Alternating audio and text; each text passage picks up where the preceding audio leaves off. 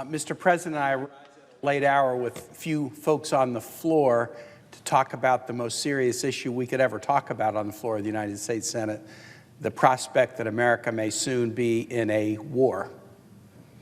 There's no part of the Constitution that's more important than the Article 1 provisions making plain that the United States should not be at war without a vote of Congress.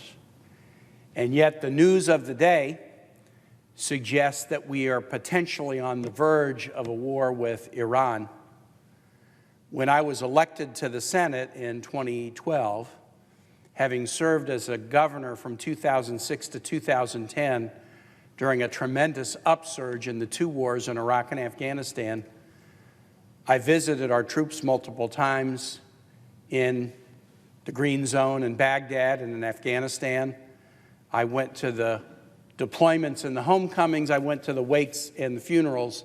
And I told myself when I came to the Senate that if I ever had the chance to stop this nation from getting into an unnecessary war, I would do everything I could to stop us from getting into an unnecessary war. I happen to believe that the United States engaging in a war against Iran, a third war in the Middle East since 2001, would be a catastrophic blunder for this country. I think there are some in this body who have a different point of view than me on that point, but I think we should all be able to agree that the fundamental constitutional principle that says we shouldn't be in a war if Congress doesn't have the guts to debate it and vote on it, we should all, having taken an oath to the Constitution, at least support the principle that war is something that should be for Congress to declare. Mr. President, just recently, right before I walked to the floor, the New York Times published this article, and I'm just going to read this to demonstrate the imminence of the threat that this country faces. The article, New York Times, dated today, Iran is preparing missiles for possible retaliatory strikes on U.S. bases, officials say. And I'll just read the first few paragraphs. Iran has prepared missiles and other military equipment for strikes on U.S. bases in the Middle East should the United States join Israel's war against the country, according to American officials who have reviewed intelligence reports. Fears of a wider war are growing among American officials as Israel presses the White House to intervene in its conflict with Iran. If the United States joins the Israeli campaign and strikes Fordo, a key Iranian nuclear facility, the Iranian-backed Houthi militia will almost certainly resume striking ships in the Red Sea, the officials said. They added that pro-Iranian militias in Iraq and Syria would probably try to attack U.S. bases there. Other officials said that in the event of an attack, Iran would begin to mine the Straits of Hormuz, attacking meant to pin American warships in the Persian Gulf. Commanders put American troops on high alert at military bases throughout the region, including in the United Arab Emirates, Jordan, and Saudi Arabia. The United States has more than 40,000 troops deployed in the Middle East. I met the father of an Apache helicopter pilot currently deployed in Syria yesterday. Finally, from the article, 2 Iranian officials have acknowledged that the country would attack U.S. bases in the Middle East, starting with those in Iraq, if the United States joins Israel's war. We stand tonight as close to the potential initiation of a third war in the Middle East, the United States against Iran, as we have been during my time in the Senate. And so yesterday morning, when the Senate came into session, I announced, and then I followed up with the filing of a war powers resolution in this body, a privileged resolution that by my clock will mature and be subject to a vote on this floor because of its privileged status on a week from Thursday. 10 days from the filing of such a motion, even by a single senator, the Senate is required to take this matter up for an up or down floor vote about whether or not war should happen without a vote of Congress. A little bit about the Constitution. Many in here have heard me speak about this over the years, but about the Constitution. The framers of the Constitution grappled with the question of how wars should begin, and they grappled with the question in a most unusual way.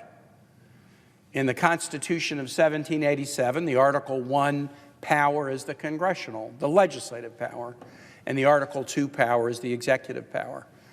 And the framers of the Constitution split war powers into a legislative responsibility and an executive responsibility. The legislative responsibility is clear. Congress declares war. It's in Article I.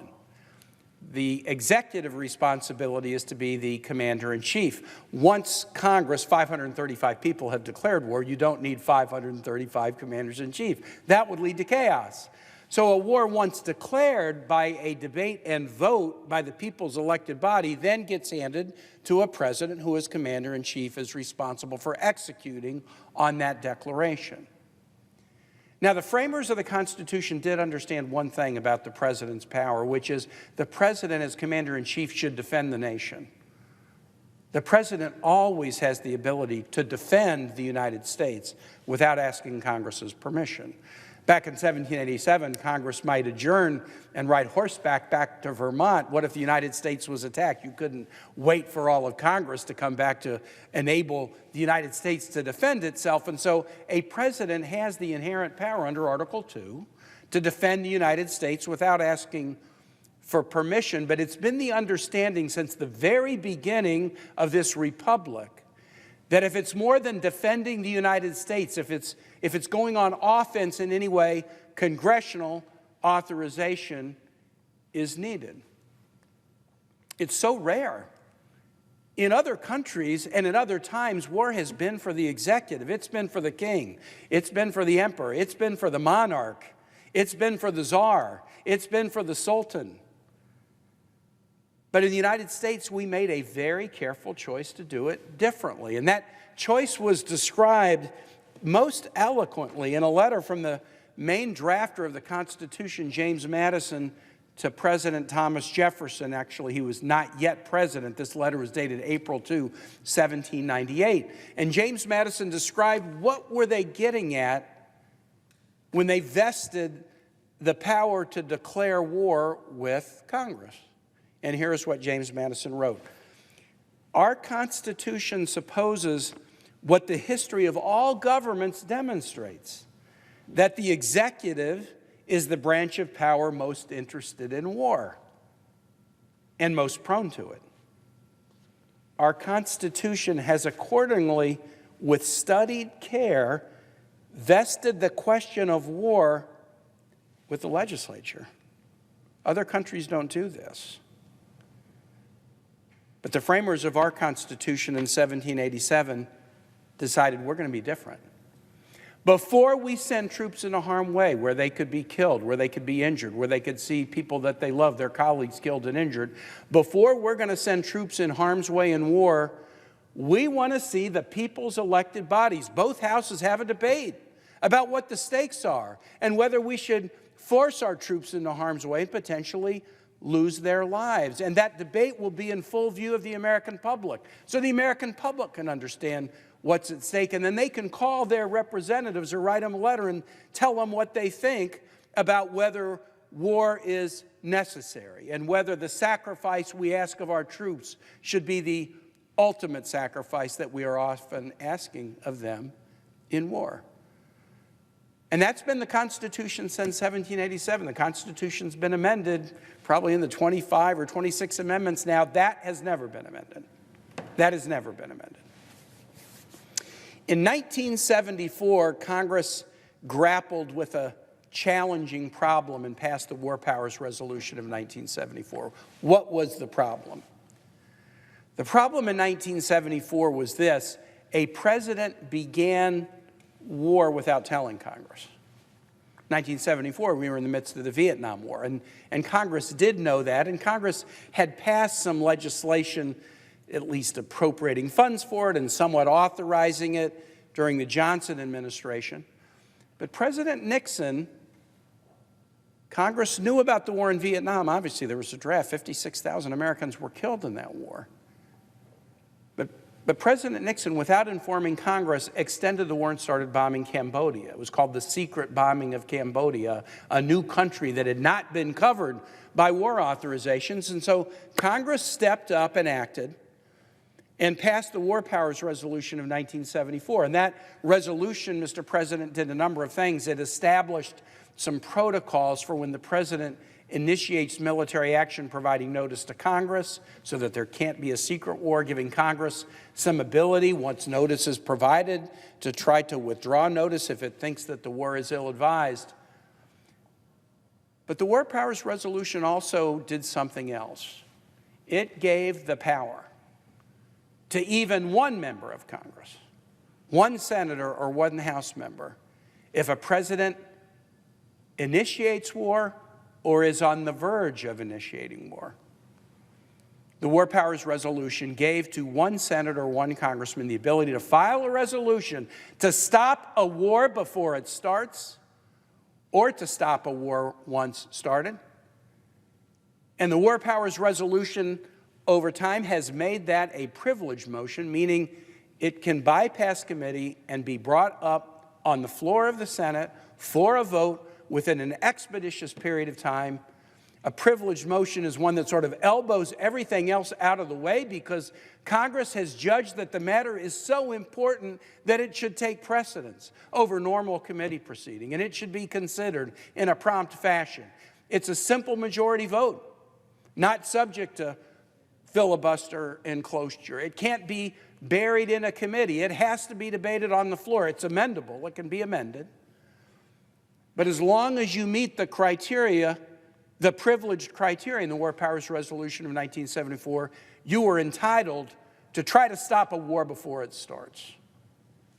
The criteria that you have to meet, Mr. President, to have the privilege are two. One, hostilities between the United States and another actor, nation, Iran in this case, have to either be underway or they have to be imminent. That has to be the case. You can't just say, I want to stop a war that no one has contemplated and nothing is happening. So you have to demonstrate imminence. And you also have to show that there is no existing congressional authorization authorizing the United States to be at war, in this case with Iran. That second criteria has been met. We had a similar resolution on the floor a few years ago following the U.S. strike that killed the Iranian military leader Soleimani, and the ruling of the parliamentarian and really the acknowledgement of the body was that there is no current congressional authorization authorizing war against Iran. So the question is the imminence standard met? And I would argue that it clearly is. The U.S. is already using U.S. weaponry to knock down Iranian missiles. That's more than imminence, that's actual kinetic hostility.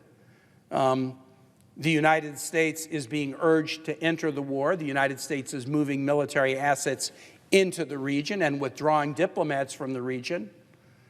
The Iranians are acknowledging that if the U.S. enters the war, we have plans to go after U.S. troops, the 40,000 U.S. troops in the area. And so since Congress clearly wanted a member to be able to file such a motion and be heard before a war begins, I believe the imminence standard is clearly met in this case with actual kinetic activity between U.S.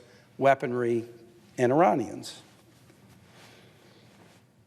And so over the course of the next few days, you'll likely hear me talk more than once about the need for Congress to stand up and say there shall not be a war against Iran without a congressional vote. Pretty simple proposition.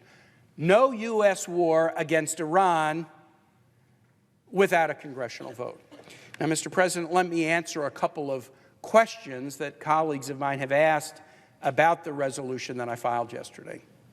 First, what about self-defense? What about if Iran does take action against the United States, the homeland, or a U.S. base in the Middle East, or a U.S. consulate in Erbil in the Kurdish area of Iraq? What if Iran takes action against the U.S.?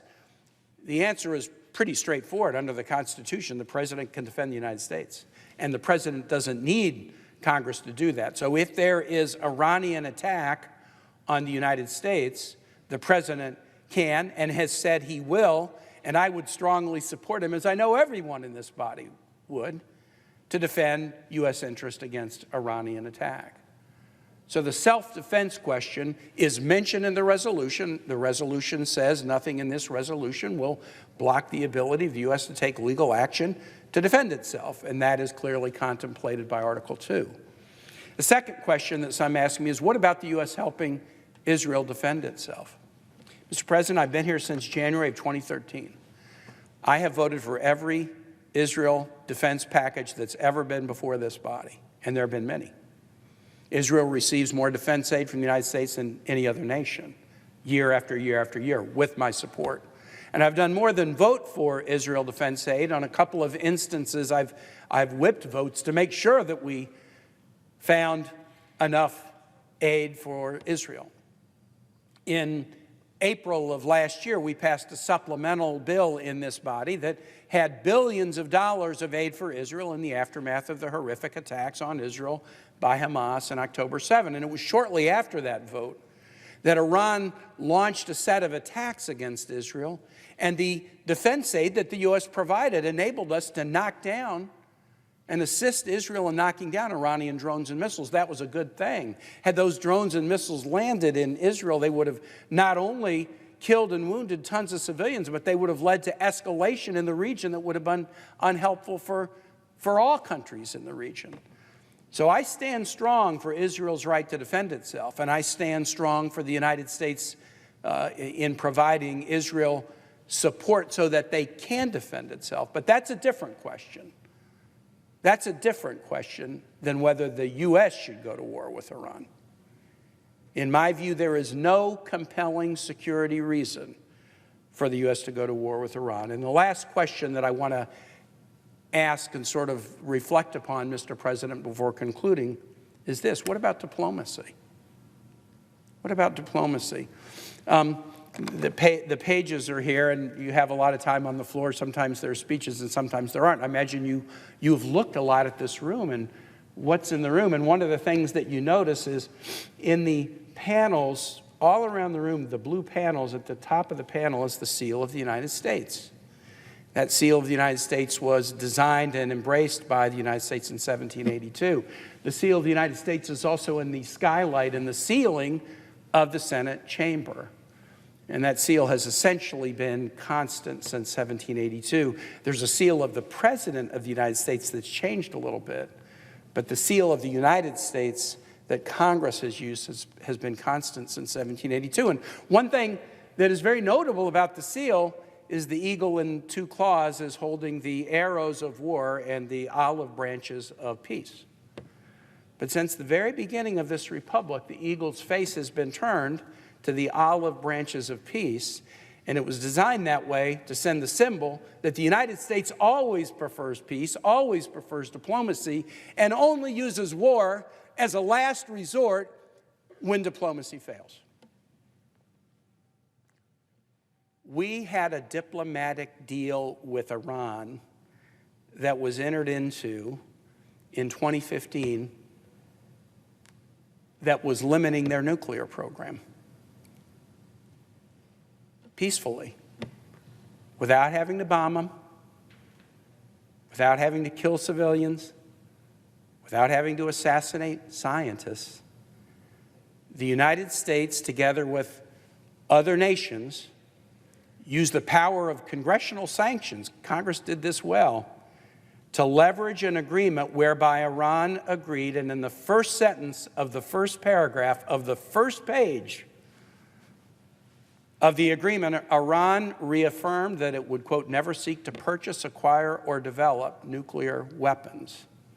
And in the body of that agreement, Iran agreed to a whole series of limitations upon nuclear research, nuclear activity, centrifuge construction, the percentage of enriched uranium it was allowed to have, and also Iran agreed to the most comprehensive inspection regime of any nation on the planet overseen by the International Atomic Energy Agency to ensure that they were meeting their requirements that they would never seek to purchase, acquire, develop nuclear weapons, and that they would abide by the limits on centrifuges and the limits on enriched uranium and other activities. The agreement was working. Don't take it from Senator Kaine. The International Atomic Energy Association said the agreement was working. The allies and adversaries, Russia and China, were part of this deal, as were the UK and France and Germany. Those who worked on the deal said the agreement was working. It wasn't turning Iran from a bad actor to a good actor. It wasn't stopping all of Iran's bellicose behavior, but it was limiting the very nuclear program that is now trying to be bombed out of existence. We had an agreement that was working.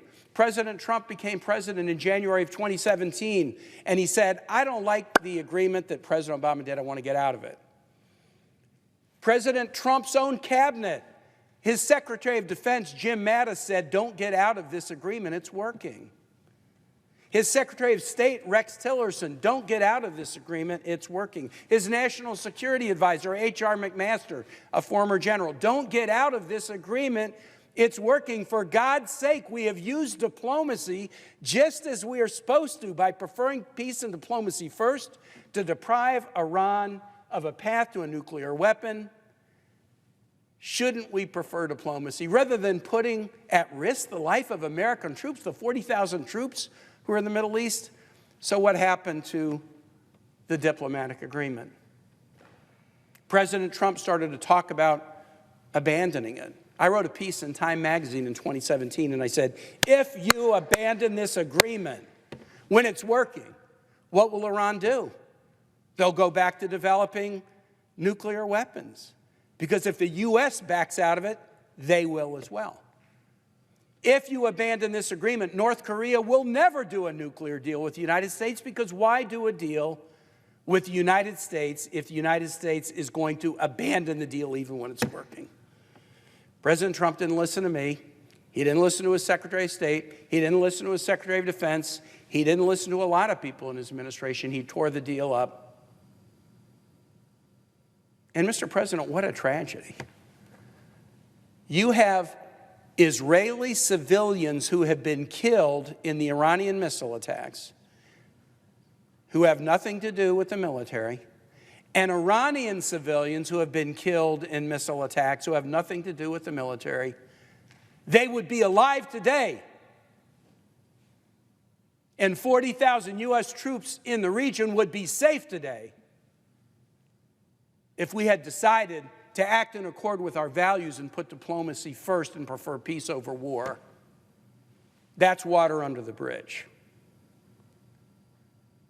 But the question for this body that we will grapple with over the course of the next couple of weeks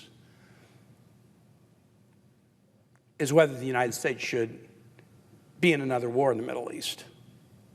In particular, whether we should allow a war to start without us, whether we should hide in the tall grass rather than exercise our constitutional responsibility under Article 1. This is fundamentally a debate about Congress being true to its oath of office, and actually also being true to the obligations we have to our public.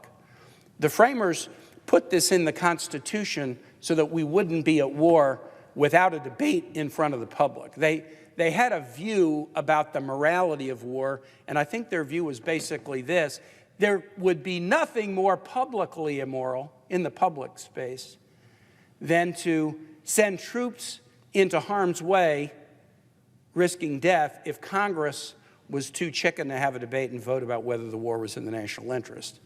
If we have that debate and we decide that war is in the national interest, then the troops go into war knowing that the civilian leadership of this country have had the hard debate in view of the American public and have decided that the stakes are sufficient to ask people to make the ultimate sacrifice.